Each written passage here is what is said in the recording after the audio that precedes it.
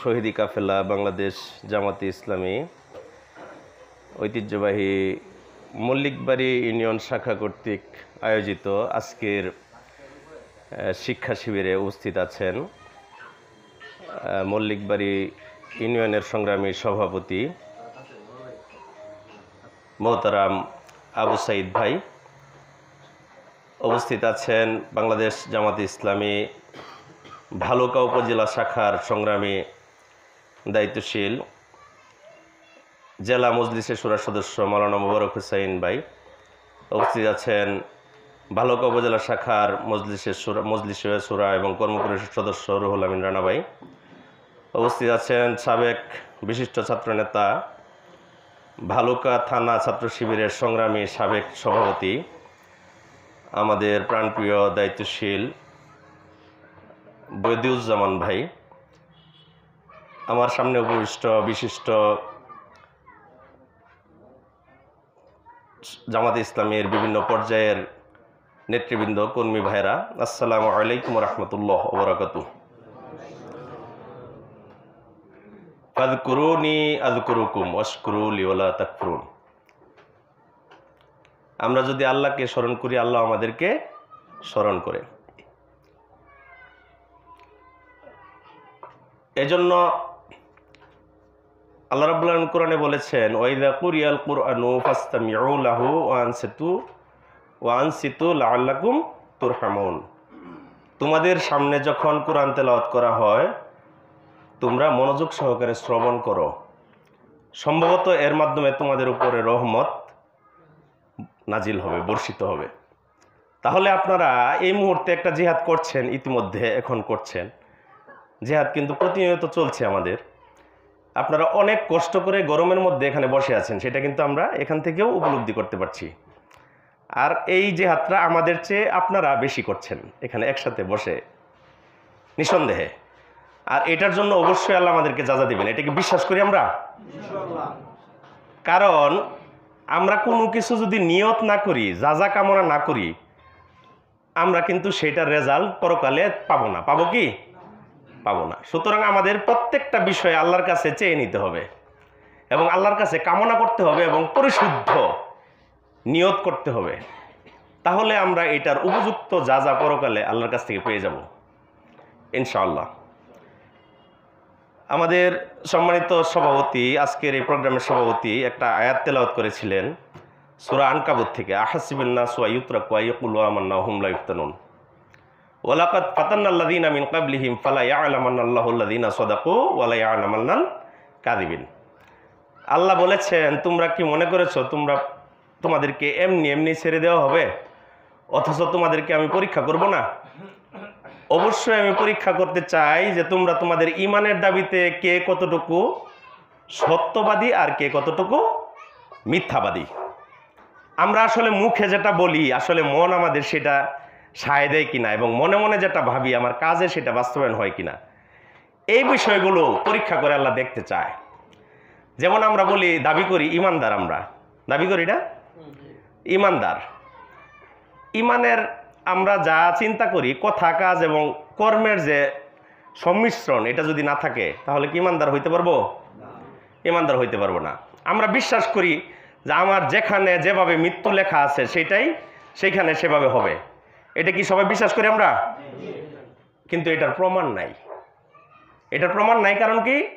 এই 16-17 বছর জালিম সরকার, শেখ হাসিনা সরকার যেভাবে জুলুম, নির্যাতন, নিপীড়ন করেছে, সমগ্র মানব জাতিকে, 18 কোটি মানুষের রক্ত ঘাম নিয়ে ছিনিমিনি খেলেছে, জুলুম, নির্যাতন, নিপীড়ন করেছে, লাখ লাখ মানুষকে রক্তাক্ত করেছে, নির্যাতিত, নিপীড়িত করেছে, আমাদের অগণিত ভাইদেরকে শহীদ করেছে, আমাদের মাওলানা মতিউর রহমান নিজামী সহ আমাদের জামাত নেতৃবৃন্দকে ফাঁসির কাস্টে ঝুলিয়েছে এবং বিভিন্ন ধরনের জুলুম, নির্যাতন, নিপীড়ন হয়েছে।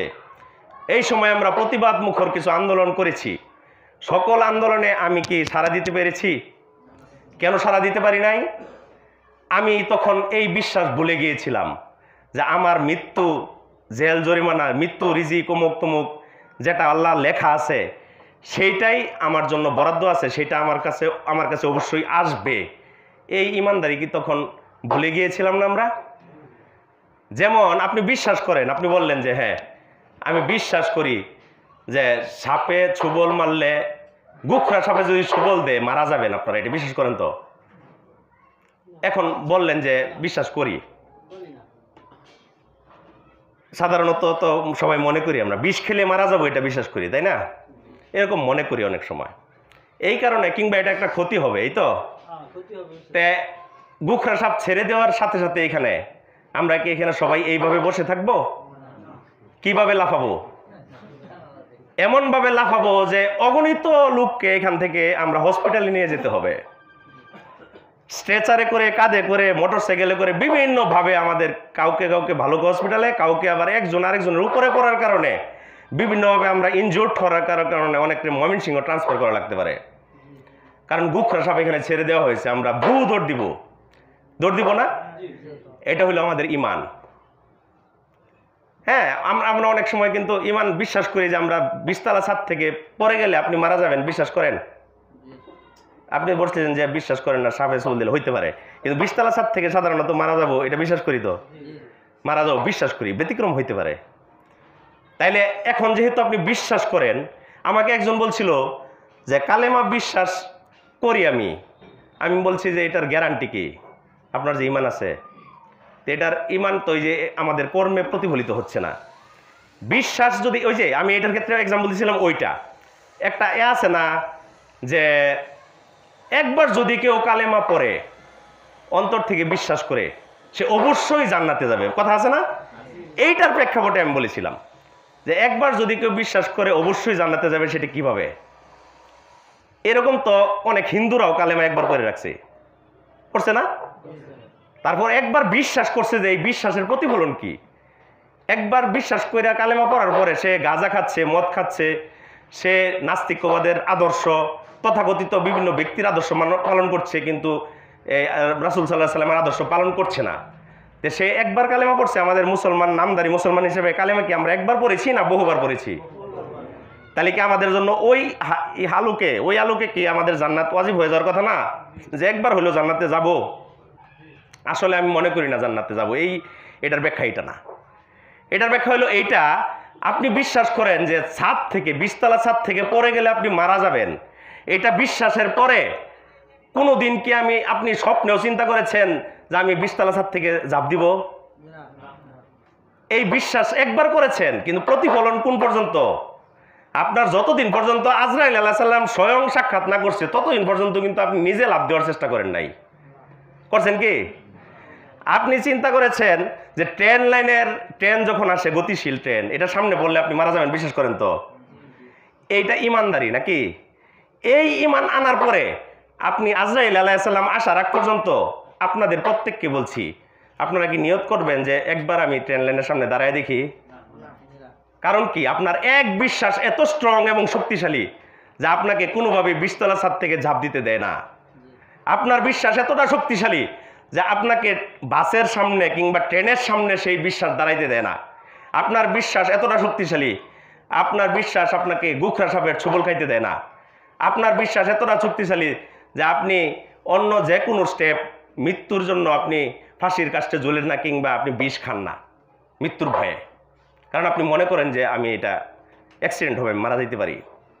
তাহলে ঠিক কালেমা যদি এইভাবে বিশ্বাস করে আপনি পড়েন, তাহলে আপনি কি পৃথিবীর এরকম শত কোটি হাসিনার যদি চক্ষু রাঙ্গায় আপনার সামনে, আপনি কি মাথা নত করার কথা? তাহলে আমরা পিছনে এরকম মাথা নত করলাম কেন? এর মানে আমাদের বিশ্বাসের প্রবলেম ছিল। এর মানে আমাদের এরকম শক্তিশালী ভাবে আমাদের নিজেদেরকে গঠন করতে হবে, বিশ্বাসটা এইভাবে হইতে হবে। আমি কি প্র্যাকটিক্যাল কিছু এক্সাম্পল দিতে পেরেছি? সুপ্রিয় উপস্থিতি, আমার আলোচনার বিষয় কি নিজেকে জানুন। তাহলে এই কথাগুলো তো নিজেকে জানার জন্যই নাকি? আচ্ছা, আমার আলোচনার বিষয় যেহেতু নিজেকে জানুন, তাহলে আমাদের এই জন্য আল্লাহ রাব্বুল আলামিনের শুকরিয়া আদায় করছি যে আজকে আমরা এখানে একটা প্রোগ্রাম উপস্থিত হতে পেরেছি, এবং শিক্ষা শিবিরের মতো একটা গুরুত্বপূর্ণ প্রোগ্রাম। এই জন্য আমরা রাব্বুল আলামিনের শুকরিয়া জ্ঞাপন করি, আলহামদুলিল্লাহ।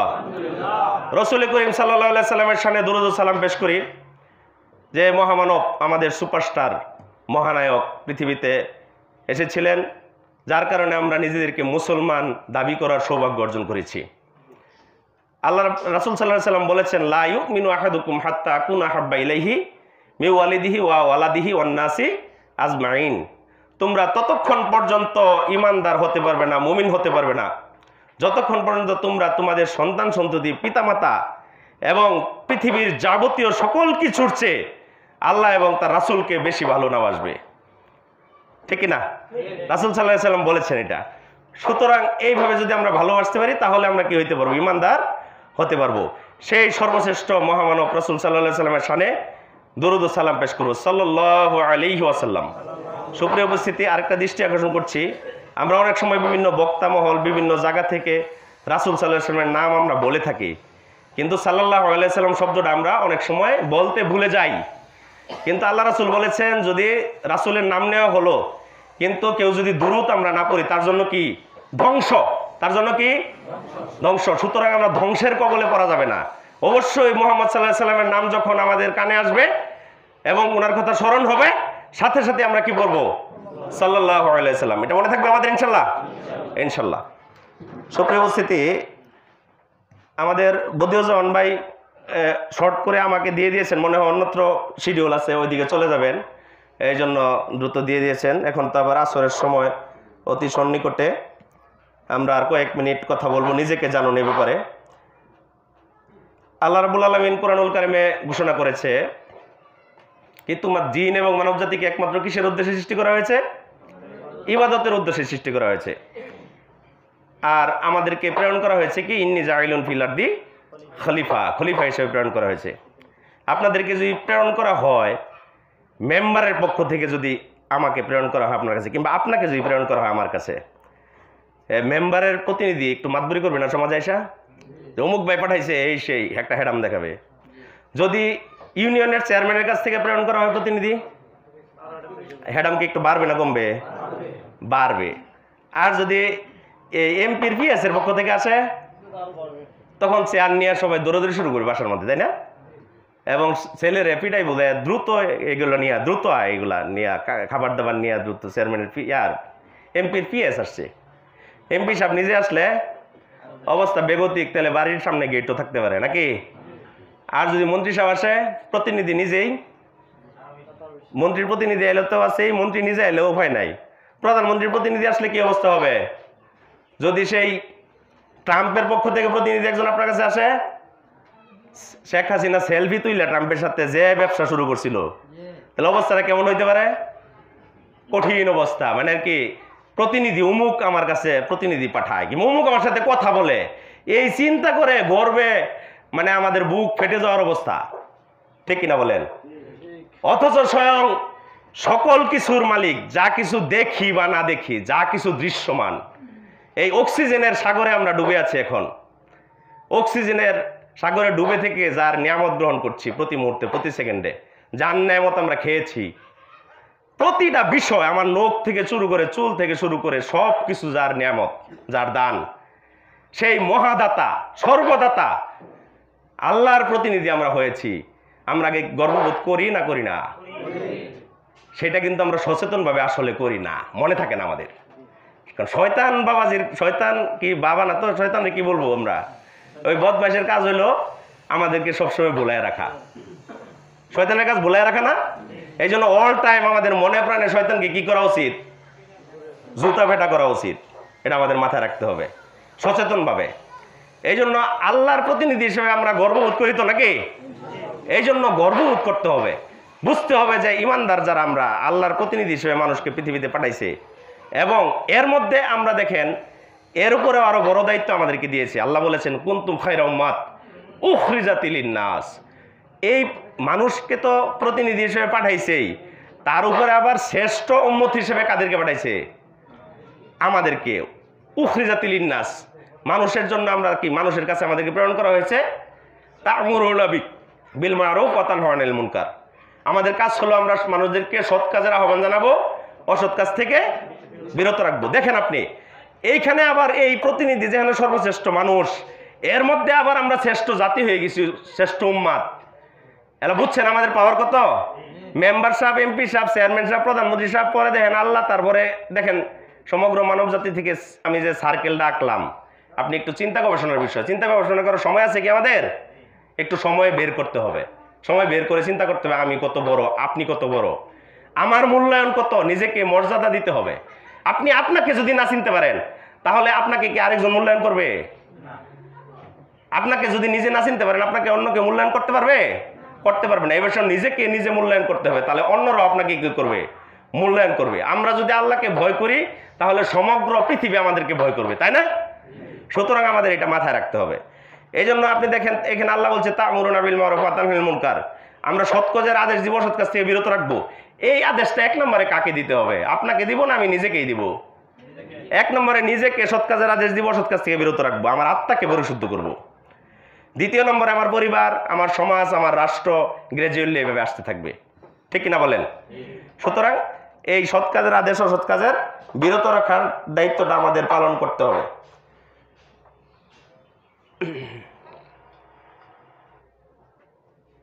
এই জন্য আমাদের দরকার হলো সবচেয়ে গুরুত্বপূর্ণ বিষয় হলো জ্ঞান অর্জন করা।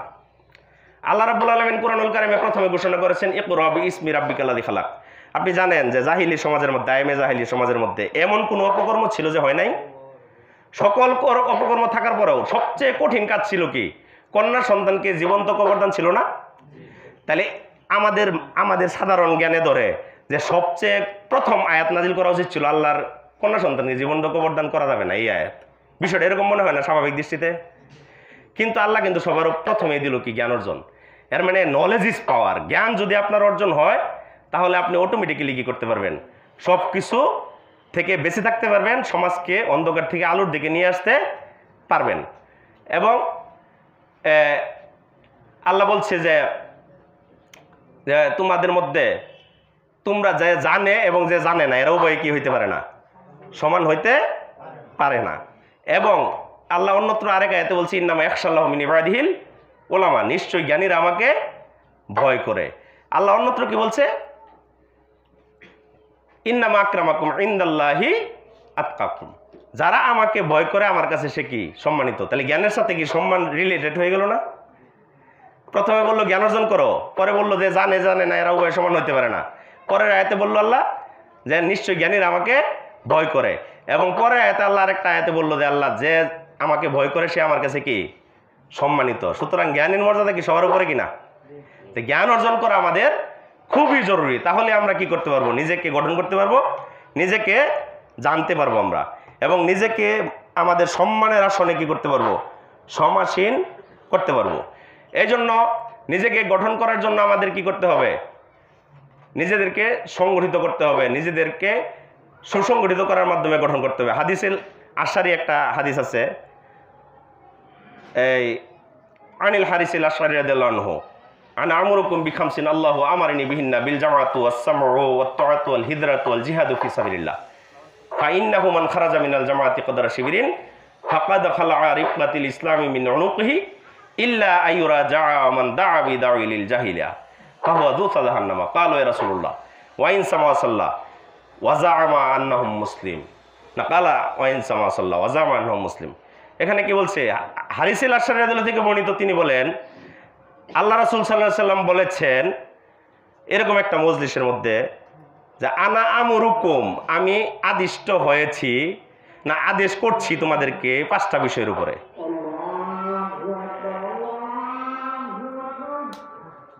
আল্লাহু আকবার, আল্লাহু আকবার।